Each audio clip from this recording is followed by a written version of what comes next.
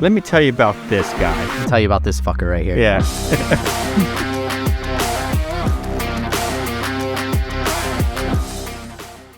So, Mike. What? And the funky bunch. Mikey and the Funky Bunch, welcome to our podcast. Did you read the comments? I did not. Okay. So, she or they, sorry, want to be technical here. They asked if... Say them. Yeah, they, them, they, them. So, Miss Pamela, whoever commented, said something along the lines of they want us to talk about wages because Gen Z thinks they're worth more than they actually are. Her statement is true. Those are some fighting words to start out with. That is quite the way to start your first comment on a video. Well, she's not wrong. Gen Z feels like as soon as they graduate junior high, they should be having a living wage, able to buy a 3-bedroom, 2-bath house with a 2-car garage and a pool on their own single income and be emancipated from their parents. We don't want the pool. You can leave that part out. We are environmentally conscientious. Pools are not so much. We don't want the pool. You are not environmentally conscious. Waste the water. You just think you are. No, you're not taking into the fact. Environment. You're not taking into fact how much extra carbon is created. I don't think you understand how many trees I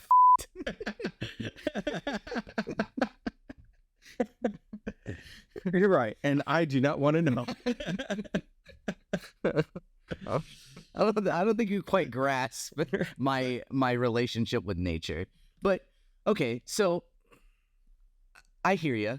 Can you be more specific? Like, which Gen Z are we talking about? Right. Last episode we kind of split them up into 2 different groups. Right. And so we'll call it how about the post high school Gen Z? Mm-hmm. Because you know what? If you're still in school, you're probably not really in a career. You're probably still like babysitting for money and that kind of stuff. Mm-hmm. But ultimately, I think any Gen Z or working thinks they should get paid more than what they're getting. Mm-hmm. And I kind of understand where they get that image is like, hey, look, freaking Zuckerberg is making $78 trillion every month and I only get $100 a week. This is unfair. Well, the whole world's unfair, so get over it. Do something about it. All right? Right. They just don't realize how the world works. And so they see this discrepancy, and so now they start to get this false sense of value, right? So my first job, I'm 16 years old at McDonald's. I shouldn't be paid minimum wage. We should raise the minimum wage should be $15 an hour. Let's just make it $50 an hour. What does it matter, right? But so they feel like that's how much they're at work, but if you look at the actual task, the hardest part about their job is getting along with coworkers. Mm-hmm. All right. And the second hardest part is getting along with shitty customers. Mm-hmm. But shitty customers usually occur from shitty customer service first. Mm-hmm. All right. So if they could just learn how to get along with each other and their customers, the job is actually pretty easy. Yeah. So a couple of things that come to mind being Gen Z. So a couple of things in the defense and a couple of things I understand what you're saying. So first of all, I think there is some aspect, like you just said, there's like this weird push. We've talked about it in a couple episodes, this weird like anxiety that's being shoved on Gen Z about like, oh, look at these $1 million that you're not making. You do this, do that, be this content creator, whatever. Start a ridiculous podcast with your coworker. I don't know, something like that. Throw it on YouTube even. Right. Throw it on YouTube. Have some Pamela Anderson comment on your videos. So I think there's this aspect of, you have to be making this much money by this time frame, right? And I think Gen Z gets anxiety about it and all of those things, and so they feel like they're like missing out on something that they should be. FOMO, right? FOMO? Yeah, fear of missing out. Yeah, there you go. Yeah. So I thought the Gen Z guy would know that one. No, oh, it is. It's like It's FOMO. being on my orphan. I don't know what you're saying. The orphans. But yeah, so I can see that. So I agree with you about like the fast food part and what you're saying, right? So you should get paid for the task that you're doing. There are much harder jobs that pay more, and you could be doing them, but you choosing to, work in fast food or whatever, that's the task that you're doing. You stuffing fries in a box isn't difficult. The other part of that is that you're 16, right? You're just learning how to work. You're barely learning anything at all. Right. But yeah, you're just now learning how to work in a position where you're legally getting paid, right? There's lots of time before that where you could have been making money and putting it away to buy in Apple's new goggles or whatever the hell they're selling to them these days. That you could be doing to build your work ethic and even show that you have some sort of experience to even start out at a better rate or start out in a better job when you're 16, right? So it doesn't need to start at 16. So that's the first thing. And you're just now building your work ethic, right? And it's like the difference between a paper plate and fine china. Mm-hmm. All right. There's this whole line of things in between. When you start out in your career and in your first job, you're a paper plate. You are literally disposable because there's another 100 people right behind you waiting to do that same job. Your job is to learn how to work, learn how to adapt to expectations. Showing up on time still seems to be a challenge. All right. Doing the simple task when it needs to be done. Learn how to take initiative. Oh, the guy that's supposed to take the fries out of the oil is in the bathroom and the beeper's going off. Am I going to let them burn while the other guy's in the bathroom, maybe set the whole franchise on fire? Or do I just take the initiative and take the French fries out, even though it's not technically, I'm not the fry guy, all right? Well, first of all, the guy in the bathroom is doing important business, okay? He's scrolling TikTok while jacking off with a French fry, all right?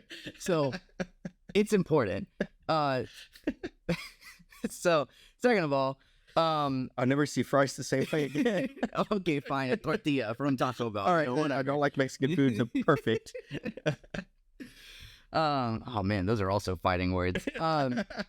So yeah, I agree, right? The fast food industry is not where you need to be complaining about your extra pay, and it's certainly not where, as a 16-year-old Gen Z who's just starting to work, you need to be complaining that you're not making $50 an hour, right? $16 an hour in Seattle. Right. All right.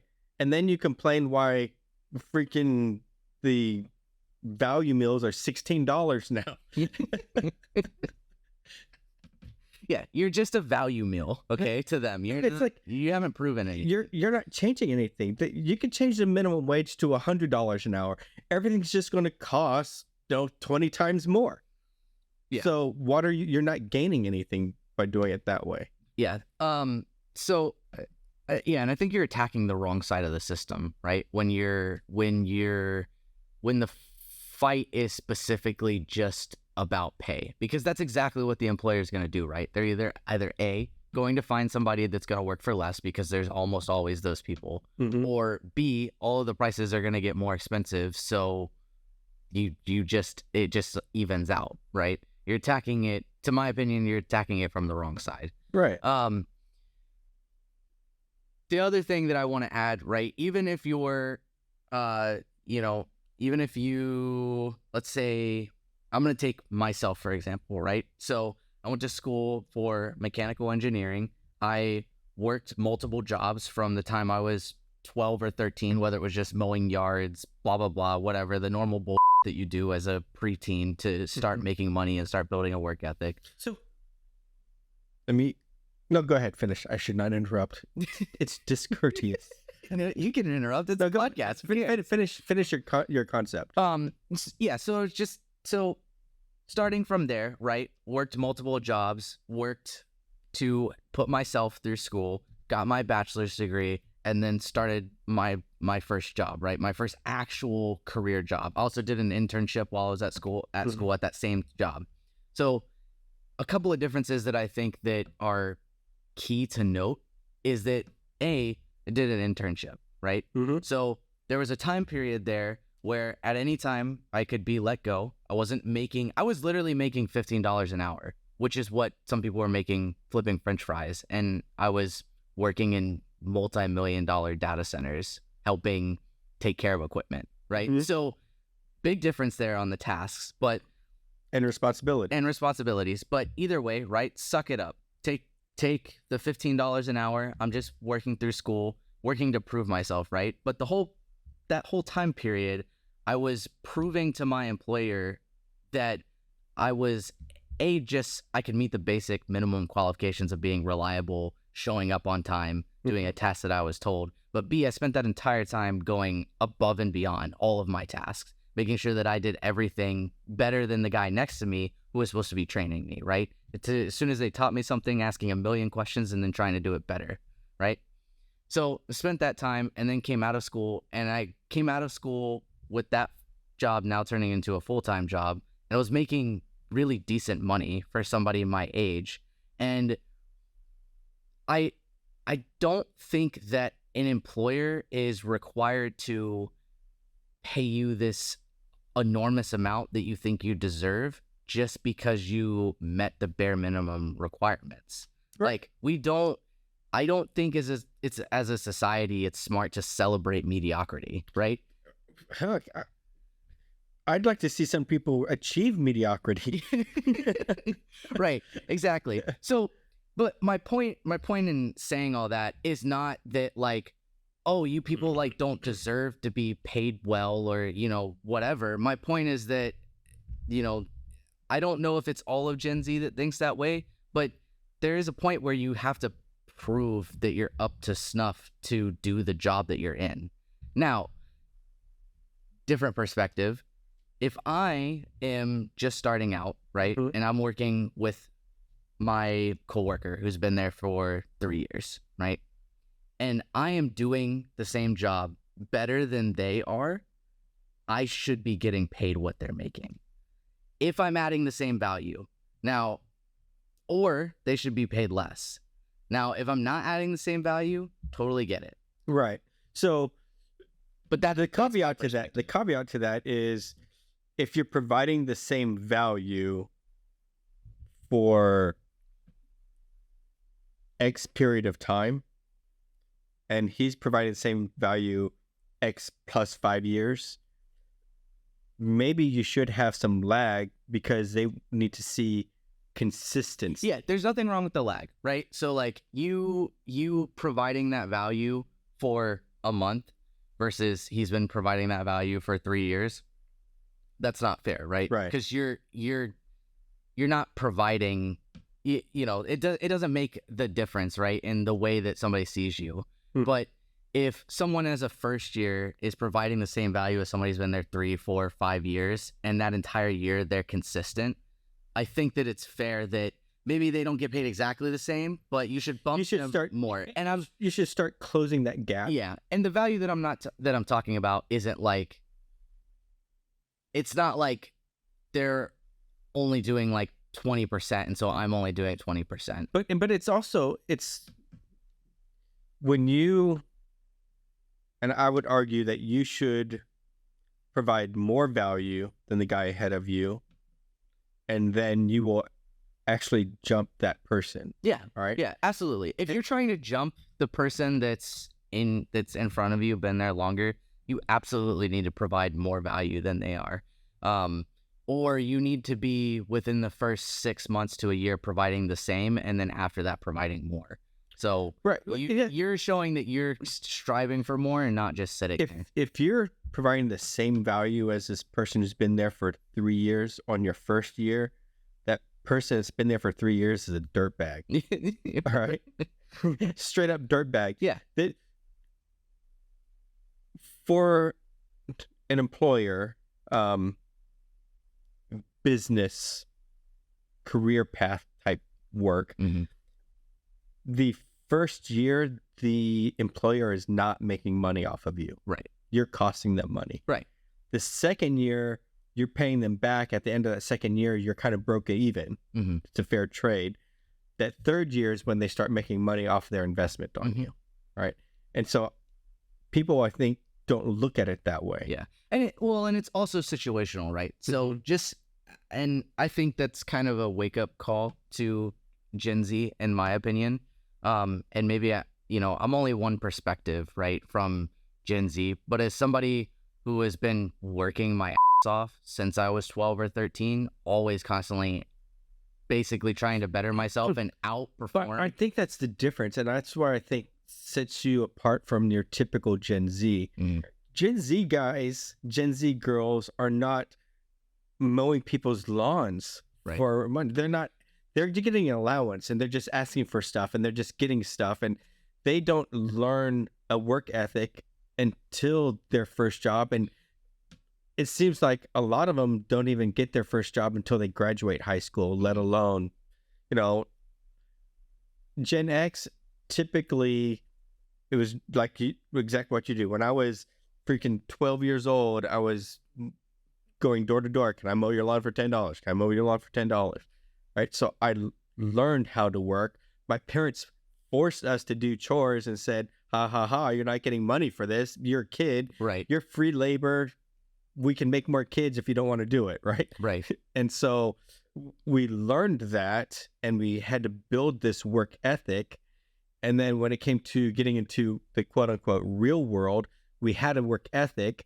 And I'm sorry to say this, but there's been many times in my life where my supervisor was impressed by something as simple as, I come to work every day. All right. It sets you apart. It's like something that stupid sets me apart. Is that I can actually get up and go to work every day. Yeah. It sets me apart. That's way too low of a standard. Yep. And so I think the complaint or the argument that I'm going to get from my perspective is, I, like you kind of brought it up earlier, right? I get paid X and I get paid to do X. So I'm not going to do Y and Z, right? And I get having that perspective, but if you're comfortable staying at X, don't do Y and Z. Right. But you don't deserve to be paid more because you're only doing X. There are some companies that 100% take advantage of that. And I get it. Leave, right? If you're there for a few years and you're doing X, Y, and Z, and you're not being recognized for doing X, Y, and Z while everybody around you is only doing X, leave, right? Ladies, good example here. If your boyfriend treats you like crap and says he'll treat you better once you get married, don't marry that guy. He's going to treat you good first, all right? And guys, if she treats you like crap and dates other dudes while you're dating and says she'll stop when you get married, don't marry that girl. You've got to play the role that you want to be in before you get put in that role. Yeah. Yep. Yeah, I just don't think, the Gen Z doesn't need to graduate and have it all, right? Mm-hmm. You don't need to leave school and have it all. There is in my mind, there is a minimum. I don't know what that number is, right? You don't necessarily need to have it all to where like I can afford everything by myself and blah blah blah blah and all that stuff. Like you're not like Gen Z, you're not too good to have a roommate, right? Or somebody to live with you and all of that stuff. There is some sort of minimum. Like maybe if you did spend 4 years going through engineering or whatever, especially when you get into the harder subjects, you probably shouldn't accept minimum wage if that's what the job is offering you. Absolutely, because you do your research, right? And maybe they don't teach this in high school, but they don't. In high school, when you're trying to figure out a career path, and then your college major, which is the biggest joke in the world as far as expecting a 17-year-old to know what they want to do with the rest of their life, right? But you can give them information like, oh, I want to be a teacher. Okay, teachers starting out make about $32,000 a year. How much did you want to make? Right? I'm going to make $150,000 a year. Then why are you thinking about education? All right. You need to think of these other things. How about engineering? How about STEM courses? Well, they're too hard. All right. Well, give up on the $150,000. Well, and you need to find a different way, right? Right. Like if you don't want to do a STEM course or something like that, you're going to have to realize that being a teacher or I don't know, any other job along that line, right? Typically lower income is not going to get you there. So you're going to need to do other things to prep to get you there while you're a teacher. But you can't just come in as a teacher and be like, well, I want to get paid $150K a year. Don't get me wrong. My mom, I grew up, my mom was a teacher most of my life, but she got a better education, got her master's, basically started moving up, prepping herself to make more money and things like that, and now she makes more. But we grew up on a teacher's salary. Don't get me wrong. Most teachers that care, the ones that care and are worth a they do way more. All 7 of them. They do way more than what they get paid for. I agree, but it's when you take a job because it's something that you love and you're passionate about, and it doesn't give the salary, you are making the decision saying, I'm willing to live without the salary because I love it this much. Yeah. And that's the other thing of, for Gen Z too, it's not just about the salary, right? Like that's not what it's about. I get you want to live this comfortable lifestyle that you're envisioning for yourself, but and I know a lot of them are gonna shrug when I say it, like, oh God, that's such like a boomer thing to say, but more money actually usually does equal more problems most of the time. Yes. Initially, yeah, there is a comfort point where you're like, my money is fixing a lot of the problems that I have. But there's an initial, if you don't have the work ethic behind it and the discipline behind it, you're going to end up with more problems when you and that's the key, because discipline is so important, because you could be dumped all this money, you don't have discipline, you're just going to be in the same position. You just increase your spending and you'll be in the same place. Yeah, or worse. But the idea of money can't buy you happiness, and that's absolutely 100% true. But what money does is eliminate some problem. Yeah. And then you could allow it to make problems on top of that if you want your decision making. But yeah, to somebody, a person that hasn't tried to discipline themselves with their finances, whether they're making $10 an hour or $300 an hour, they're going to have the same issues at either end. Absolutely. And that I think is one of the root problems with Gen Z and millennials. If you haven't participated like in sports or band or some other team competition things, there's a good chance you've never had to learn discipline. You needed something, I need shoes, new pair of shoes, show up, right? Everything you need is just provided. You've never had to have discipline. All the choices, I think, generations have opened up more and more and more and pushed the boundaries further and further out. Yeah. And so it's like me growing up, my mom didn't say, hey, what do you want for dinner today? My mom was like, I'll give you a choice. We can have liver and onions, or we can go hungry. All right, these are our choices. Yeah. I think I'll go hungry tonight. All right. Well, you can watch TV, just go away. Yeah, and that's there's like anything you want, you can have, and there's no boundaries, and people are losing their minds. And that was the other part of the argument that I was gonna make, right? So defending Gen Z a little bit, right? And this is for the Gen X parents of Gen Z. Yeah, except you don't have kids, so you don't count. Yeah, I'm smarter than most Gen X people. You have a responsibility in those early years to set those boundaries and to help start the teaching of discipline with money and work ethic and things like that. I agree. And We just don't know how. Right, because you were never taught how either. Right. You were left at home by Which brings us yourself. back to the boomers. Right, right, exactly. All comes back around. Those guys. But yeah, so there's a responsibility on the parent to start that teaching of discipline, right? Monkey see, monkey do. You see what your parents do. Unfortunately, if your parents grew up as Gen X did, independent, and then they're also never around, then it's hard to see what they do. And But see, you figure it out though, all right? Because look at you. You were able to figure out, and I think because you could, then anybody could. You go and mow the lawns, and you learn to do the hard work. anybody can, but my mom still made it a point to show me what a work ethic looks like. And she also made it a point, she'll be the first one to tell you, like, don't be a teacher. I don't make any money. Like, don't do this. This is a bad idea.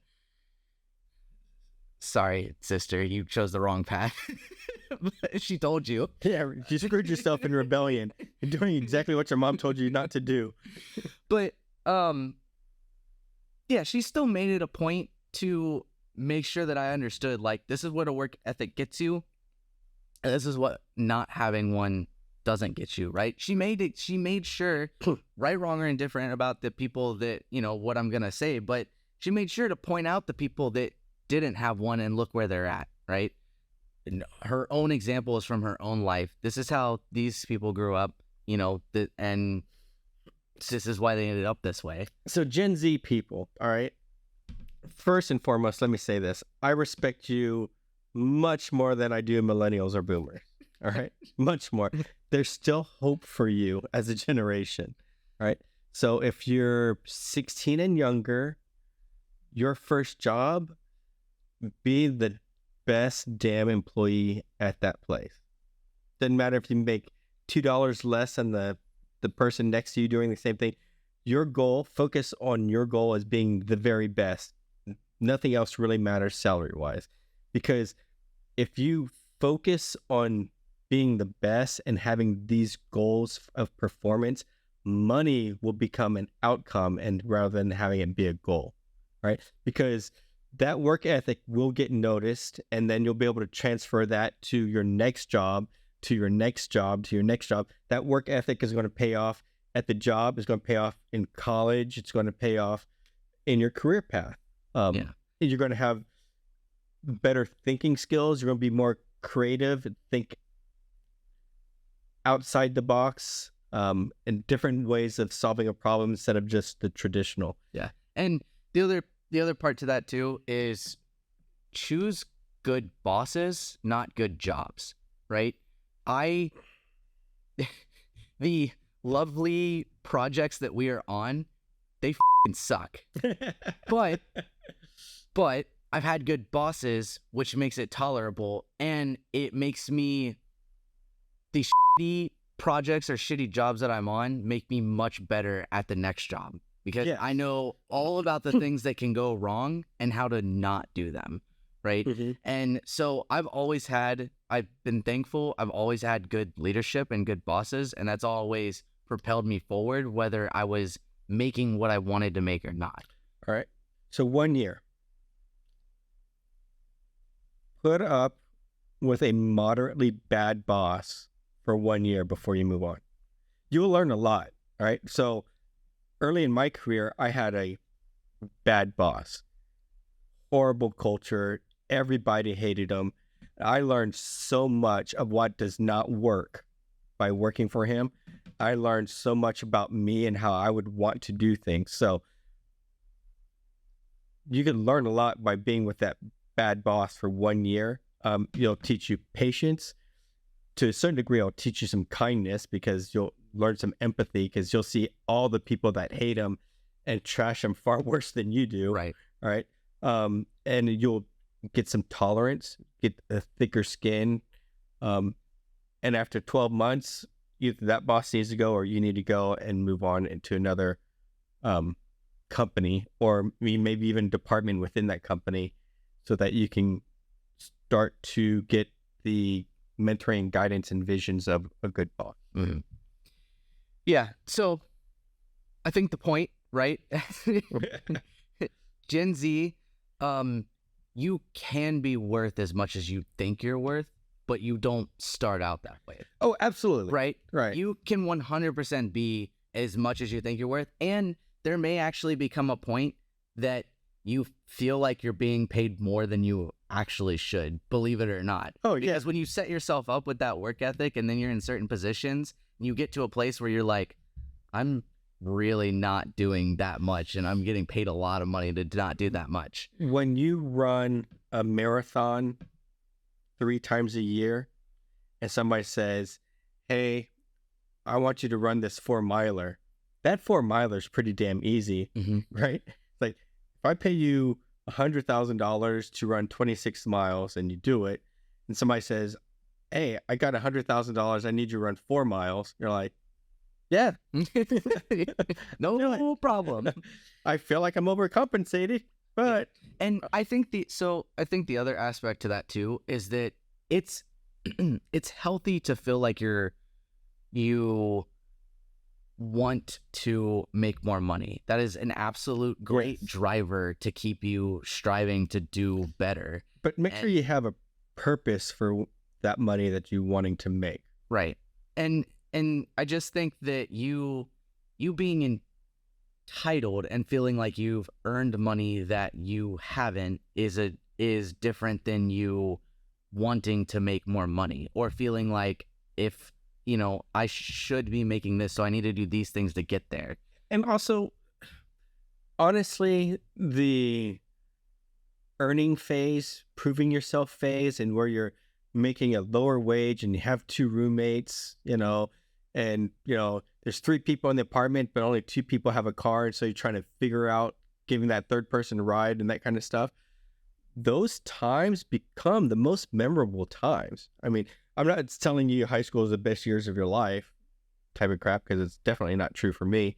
But those times when you are on your own and you're figuring each other out and you're learning how to be helpful and how to be helped, and when you're being taken advantage of, and the struggles that you overcome, those become solid memories. Yeah. Also understand too that each year, especially right now, right, the population is huge, and that plays a factor, because when you've got 30 more people next to you that are all in nursing or whatever, and there's only 3 offices in your town, like, when you have too much supply, you're not going to make the money. Like, right. When you're in those situations, you need to go somewhere else or do something else. You cannot follow the crowd, because you're not going to make money doing that. Absolutely. I'm all for doing the research, right? So I'm in a career position, right? I've been doing this, my job, for 15 years. Even when I was at a company I liked and had no intention of leaving, I continued to look at job openings. What were they looking for people in my career field? And what I learned from that was different things that I didn't have. Must have X. I don't have X. Well, you know what? I need to go and make sure I get trained in X. And that helped me continue to propel my career forward. And so I think all Gen Zers need to continue to look at the same thing. It's like, what do you want to do? What's the next step? What are the requirements for the next step? And keep improving yourself. You should be standing out from your peers. So what are your peers doing? They're doing X, and you do X plus 1. And Right. Find out and make that plus 1 meaningful. Find out what that next point is and learn that. The plus 1, I think where people get the wrong idea, the plus 1 doesn't have to be doing so-and-so's job. No. The plus 1 can be in your current role that you're fulfilling. Going above and beyond your current role doesn't mean I'm doing everybody else's job necessarily. Right. It just means, sometimes it just means taking the extra step in whatever your role is, even if that means like, I'm running, like, we're running into I'm on this team. We're running into this issue at work. I'm the one that spends the extra half hour doing research into it every night to help solve the problem. I'm still in my role. I'm not doing somebody else's job. I'm working on a team, right? But I'm taking the extra effort that doesn't actually cost me that much of my time to gain the extra step and be the one that helps solve the problem, right? And helps you stand out a little more. So I was at a company and they offered a training. It was going to be on a Saturday, all right? It was voluntary, and the training was free. The company's paid for it, right? And there were some people that said, "Are you going to pay me for my time to go to this?" It's like, no, it's voluntary. You can go and get the training, or you don't have to go. We're not going to pay you to go. And some people got mad. Some people went and was kind of bitter about it, and some people went and they were actually happy to be there. Right? The people that did not go, they were the first ones laid off. It's like, you're not willing to invest in yourself. Why would a company want to invest in you? I mean, they're willing to provide free training. All you had to do was show up, and you couldn't do that for your own benefit. I think the youngers just get, I think they just get things a little bit twisted, right? It's like a free voluntary training that we're trying to help you progress. And then there's required training that's like some stupid bullshit about whatever, not really necessarily like you progressing in your career, just some required mandatory shit. And so what happens is Gen Z is like, oh, they hear training and they're like, oh, I need to be paid for the training, regardless of what it is, right? Required training for your job, requiring you to do X, Y, and Z. I get it. You're on the job, whatever. You're not volunteering to be there. You're being told to be there. I do understand the perspective of like wanting to be paid for that work. But then when you're offering something like that, where it's free, it's an opportunity for you to invest in yourself, and the company put money and time into it and whatever, and it's going to be beneficial for your job or for you to progress in your career. You don't deserve to get paid for that if you show up. You're investing in yourself, and if you want to be paid more than everybody else, you're gonna have to do more. It's just how it works. I know there's some trainings that I wanted to take that'd be beneficial for my employer, all right? But there are no obligation to send me on the training because it's not required. So I've actually worked out deals where, hey, I don't want to use my PTO, but here's a training I want to go to. I'll pay for my own airfare and lodging and do this. Would you be willing to just pay for the cost of the course and not make me use my PTO? And we've worked out deals like that, and they were appreciative. Those are things that you can do that actually set yourself apart. As long as just show some initiative, be creative in your thinking. When you're planning your career and trying to make yourself better, think about how that's going to make the company better, and then you can sell that to the company. Yeah. Yep. It's all about give and take. And also, I think that Gen Z forgets, like, them doing their one job that was super shitty and they weren't getting paid well and they had their terrible boss and whatever. Like, that's just one job. There are thousands out there, and you're Gen Z, so I know your age range. You're hitting max at 26 or 27. You cannot have done that many jobs unless you're that shitty of an employee. You're being fired all the time and moving around. But more than likely, you haven't done that many, and you haven't done all the jobs that are out there, right? Yeah, and it's, I don't know, maybe Gen Z needs to be clued in, but 5 years. That's kind of the magic number. The first 5 years, you're considered new, all right? When you go out there and say, I've been doing this for 3 years already, thinking you're, bragging, people are going, oh, okay, so you're still green. Yeah. Yeah. So just know that do something for 5 years. That's going to be your magic number.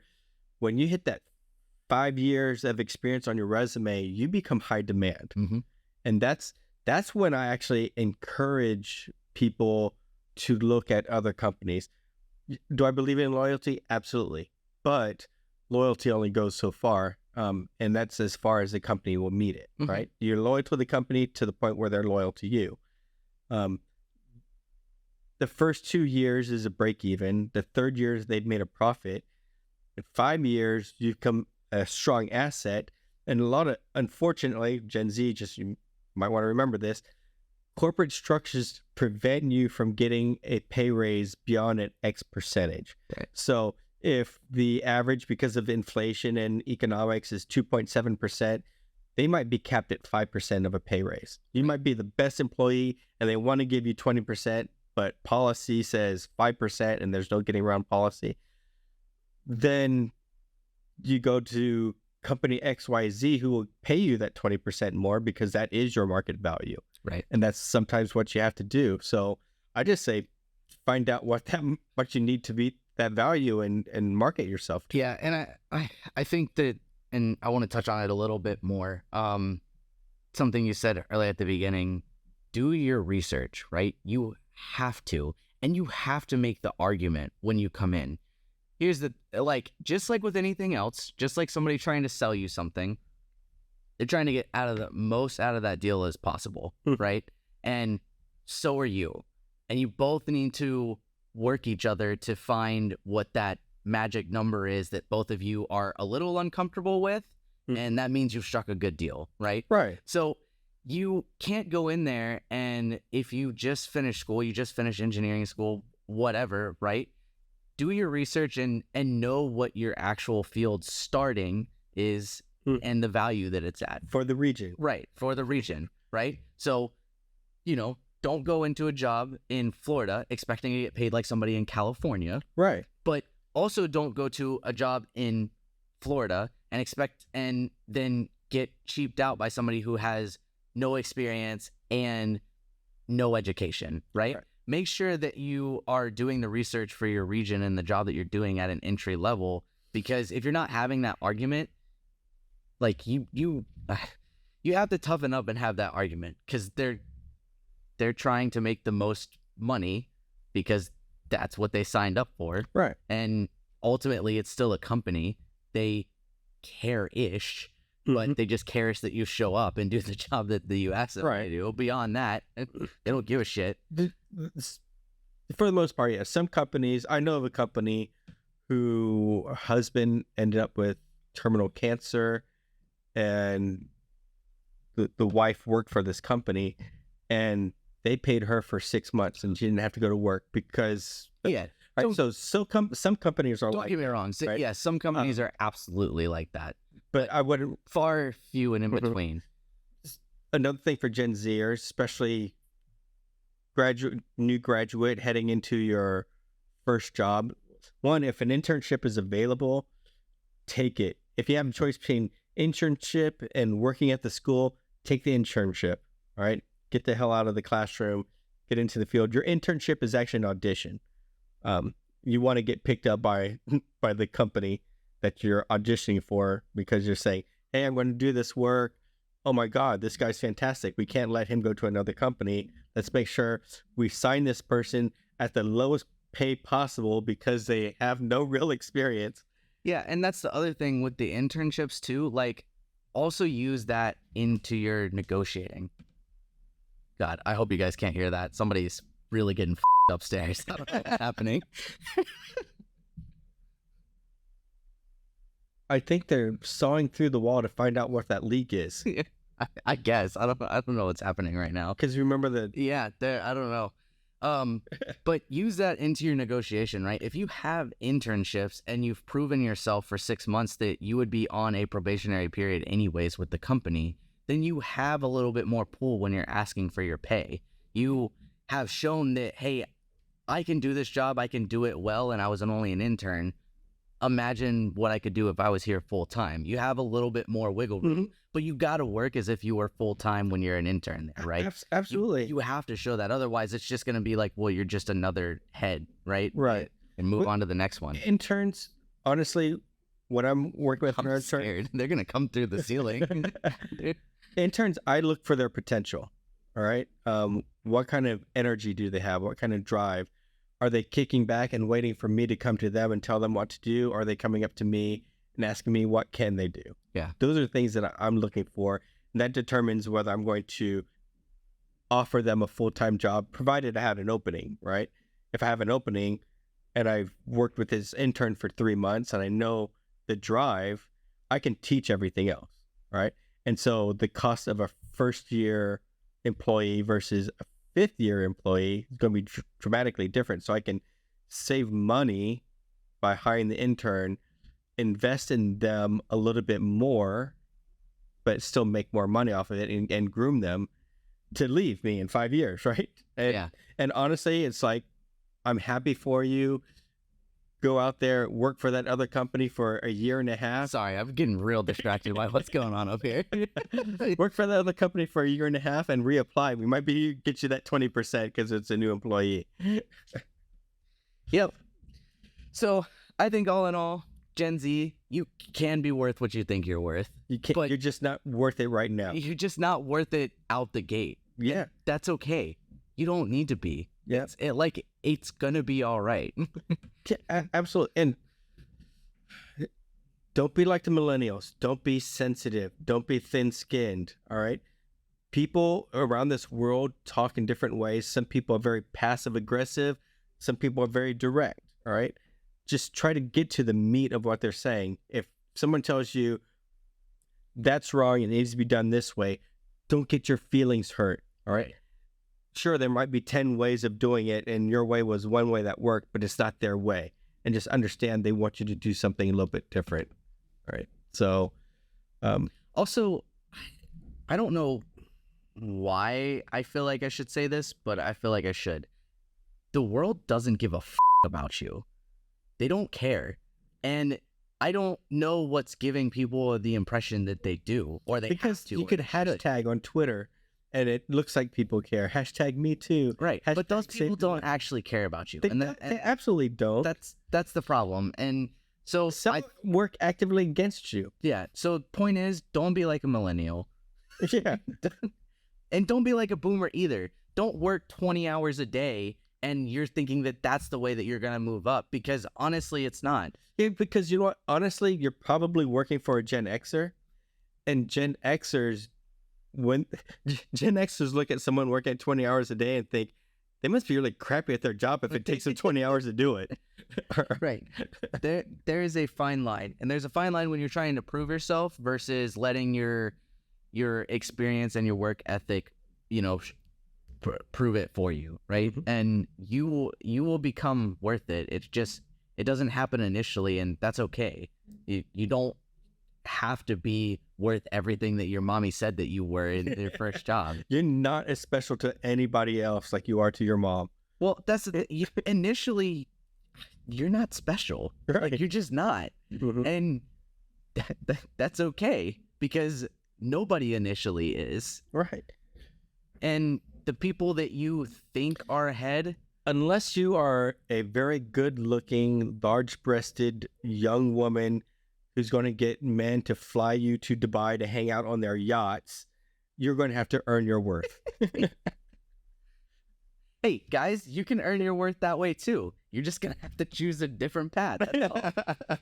You can 100% earn your worth that way. There are plenty of those guys that have worked 20 years in that career and are making lots of money that still need handies every once in a while. You can get paid very well doing that. It'll be easier if you have large breasts and a pretty face. Well, it depends on the company. Usually it's OnlyFans. Listen, I'm just saying, you gotta know where to strike. Like the type of person that you were talking about, large corporations, CEOs. The type of person I'm talking about, church boy. You gotta know where to fight your battles. Oh God, we're going to hell. Oh, goodness gracious. Well, I don't know if I think let me In the words of Forrest Gump, that's all I have to say about that. Oh shit. No, I think the real person's name, I did miss it. Is it Pam? I don't know. I didn't look at it. I don't know. Anyways, point is, I hope that addressed the comment. Mhm. I And if it didn't address the question or comment that you had, clarify it. Say, hey, dumb, you totally dodged totally the point. you totally missed And it. be more specific with us dunces over here. And for the rest of you, feel free to comment if you have something you want to say or something you want us to address. Like, subscribe, hit that notification bell, ding ding. Yeah, Panan9097 is Panan. the username. 9097. Mm-hmm. Panan. Is that like from the Hunger Games or something? Sure. Yeah, that's exactly what it's from. The Hunger Games. All right. Oh, man. Well, Mike, what's next? What are we going to hit? I want to learn about your life, Mike. I want to learn about what little tot Mike was like. It was a Just dark. running around, being able to see less than you can see now. Is that an eye joke? No, let's I was thinking about this. All right. Let's compare life at 13. Okay. All right. So we just became There teenagers. were a lot of socks. Right? We just became teenagers. What was your life like? What was my life like? We could talk about the culture, the pop hits, the pop misses, the struggles that you had to deal with, struggles I have to deal with, that kind of thing. Yeah, life was really hard back then. Yeah, after I got done the 12 hours at the sweatshop, I had to. Oh, man. Alrighty, sounds good. Well, everyone out there, feel free to like, comment, and subscribe. Don't feel free. Do it. You don't have a choice. All of you Gen Zers, it'll get you better pay. Yeah. We apologize for the weird construction noises that just started during this podcast. I think somebody's cheating up there with their secretary or something. I don't know what's happening. Or 7 secretaries, my goodness. Anyway, like I always say, peace be the journey. Bye, guys. Thanks for watching.